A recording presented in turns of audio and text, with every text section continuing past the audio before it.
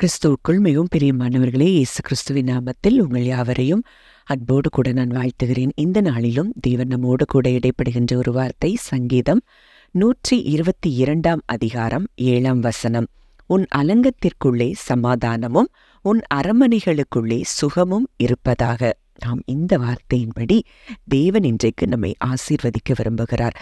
அவர் நம்முடைய தகப்பனாய் இருக்கிறபடியினால் நம்முடைய கூடாரங்கள் சமாதானத்தோடு இருக்கவும் நாம் சுகமாய் வாழவும் விரும்புகிற ஒரு நல்ல தகப்பனாய் இருக்கிறதை நாம் இந்த வார்த்தையின் மூலம் அறிந்து கொள்ளலாம். ஒருவேளை இன்றைக்கு உங்கள் குடும்பங்களில் இப்படிப்பட்ட காரியங்கள் இல்லாமல் இருக்குமாயின் இன்றைக்கு அவருடைய வார்த்தையின்படி அவர் உங்களுக்கு செய்ய அவர் வல்லவராயிருக்கிறார். உங்கள் அரண்மனைகளுக்குள்ளே அலங்கத்திற்குள்ளே சமாதானம், அரண்மனைகளுக்குள்ளே நிச்சயமும் சுகமும் உண்டாகும் என்று சொல்லி தேவன் வாக்கு கொடுக்கிறார்.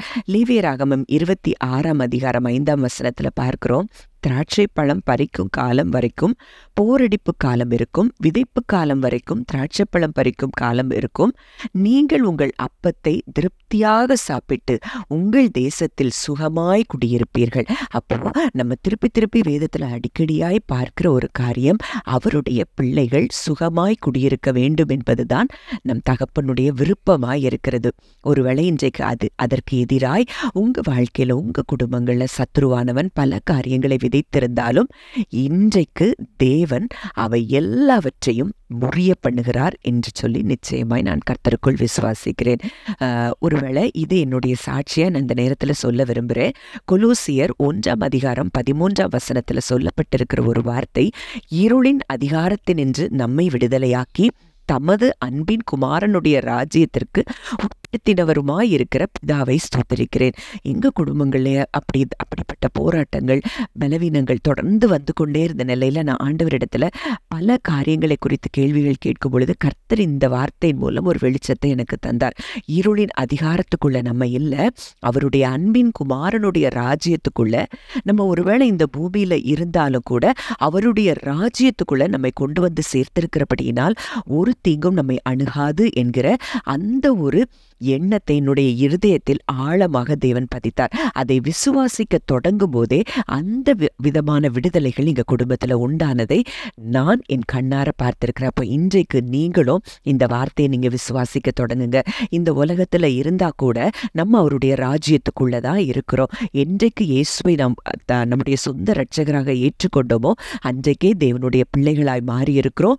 இருளுக்கும் நமக்கும் எந்தவித சம்பந்தமும் இல்லை.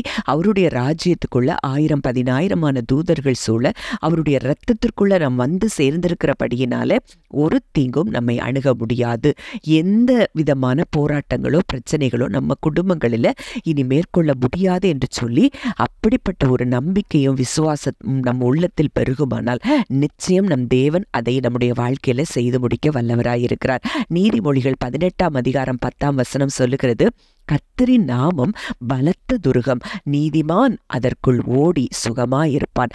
ஆம், இன்றைக்கு அவரே நமக்கு துருகமாய் இருக்கிறபடியினால, அவருக்குள்ள நம்ம வந்து சேர்ந்திருக்கிறபடியினால நம்ம நிச்சயம் விசுவாசத்தினால் நீதிமான்கள் ஆக்கப்பட்டிருக்கிற நாம் நிச்சயம் சுகமாய்த்தான் இருப்போம் என்பதுதான் தேவனுடைய சித்தம். ஜெபிக்கலாம். அன்பின் பரலோக தகப்பனே, நன்றியோடு உம்மை துதிக்கிறோம், ஸ்தோத்திரிக்கிறோம். அப்பா, இந்த நாளிலும் நீர் எங்களோடு இடைப்பட்ட உம்முடைய வாக்குத்தத்தத்தின்படி அப்பா எங்கள் ஒவ்வொருவரையும் நீர் ஆசீர்வதிக்கிறபடியினால் நன்றி செலுத்துகிறோம். எங்கள் அலங்கத்திற்குள்ளே சமாதானத்தையும் எங்கள் அரண்மனைகளுக்குள்ளே சுகத்தையும் நீர் தருகிறபடியினால் நன்றி செலுத்துகிறோம். அப்பா, இது எங்களுடைய பலன் அல்ல, இது நீர் தருகிற ஒரு பெரிய சுதந்திரமாய் இருக்கிறபடியினால கர்த்தாவே உமக்கு நாங்கள் நன்றி செலுத்துகிறோம். அப்பா, இருளின் அதிகாரத்தினின்று எங்களை நீர் விடுதலையாக்கி தமது அன்பின் குமாரனுடைய ராஜ்யத்திற்கு எங்களை உட்படுத்தி இருக்கிறபடியினால் உம்மை நன்றியோடு நாங்கள் துதிக்கிறோம். அப்பா, இன்றைக்கு உங்க பக்கத்துல 1000-10,000 தூதர்கள் சூழ உடைய ரத்தத்திற்குள்ள நாங்களும் எங்கள் குடும்பங்களும் மறைக்கப்பட்டிருக்கிறபடியினால ஒரு தீங்கும் எங்களை சேதப்படுத்த முடியாது. இதை கேட்கிற ஒவ்வொருவரும் இந்த வார்த்தை ஆழமாய் அவர்கள் இருதயத்திலே பதிக்கப்பட நான் ஜெபிக்கிறேன். அப்பா, உங்க பிரமாணத்தை அவருடைய இருதயங்களில் எழுதுவேன் என்று சொன்ன தேவன் இந்த வார்த்தையை ஒவ்வொருவருடைய இருதயங்களிலும் நீர் எழுதும்படியாக நான் ஜெபிக்கிறேன். அப்பா, இந்த வார்த்தையின் மூலம் அவர்கள் குடும்பங்களிலும் அற்புதங்களும் விடுதலைகளும் சுகமும் உண்டாகும்படி முடியும்படி இயேசுவின் நாமத்தில் நான் ஜெபிக்கிறேன். கர்த்தர் அப்படியே எங்கள் ஜெபத்தை கேட்கிறபடியினால் நன்றி செலுத்துகிறோம். நீதிமான்களாகிய நாங்கள் உமக்குள் ஓடி நாங்கள் நிச்சயம் சுகமாயிருப்போம் என்று சொல்லி விசுவாசிக்கிறோம். துதி கன மகிமை யாவையும் இயேசு ஒருவருக்கே செலுத்துகிறோம். கர்த்தரும் மீட்பருமாகிய இயேசுவின் மூலம் கேட்கிறோம் ஜீவனுள்ள நல்ல பிதாவே, ஆமென்.